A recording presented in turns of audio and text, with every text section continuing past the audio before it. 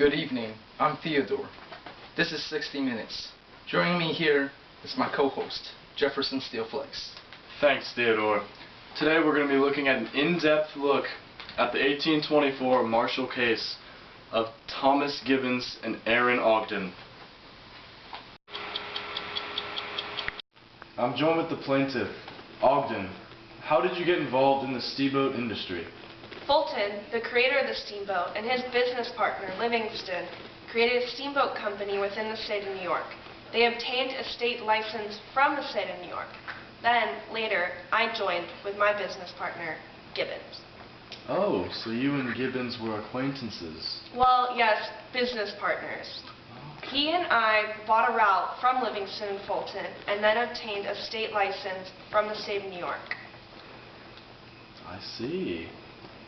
What were the conflicts that led up to the case? Well, Gibbons and I had a discrepancy. He left the partnership, and I believed I still owned the route that we had bought.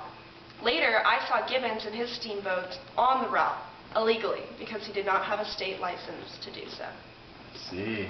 Thank you for your time. Thank you.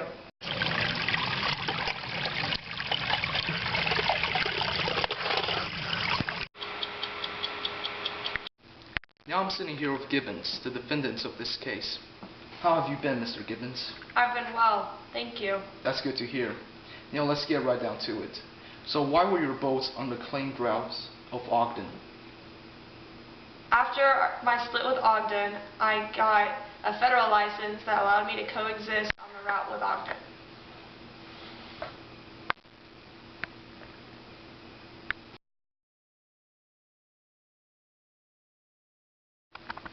Was that agreed by Mr. Ogden? No, but I believe that my federal license is valid or even more valid than his state license. Why do you believe that?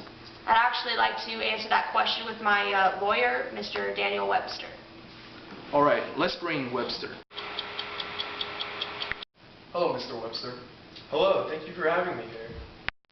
Referring to question 1 previously asked to your client, why do you believe that your client's federal license held supremacy over Ogden's state license?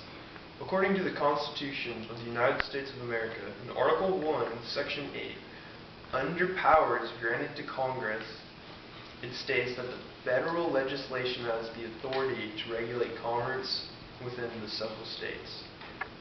What was the opposing argument to this clause?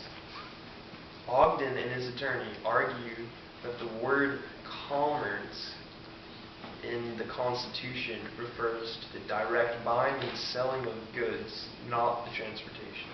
Very interesting. Thank you for joining us, Mr. Webster and Mr. Gibbons. Let's use this model to represent the relationships in the steamboat industry during the early 1800s.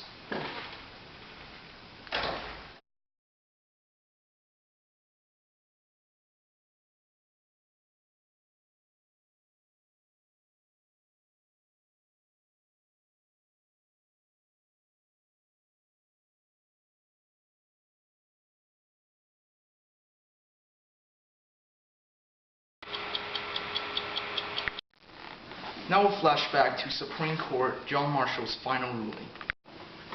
The final verdict of the case Gibbons versus Ogden is that the navigation of the New York steamboat route by Gibbons with a federal license assigned by the legislation of the United States of America is constitutional due to Clause 3 of Article 1, Section 8 of the U.S. Constitution.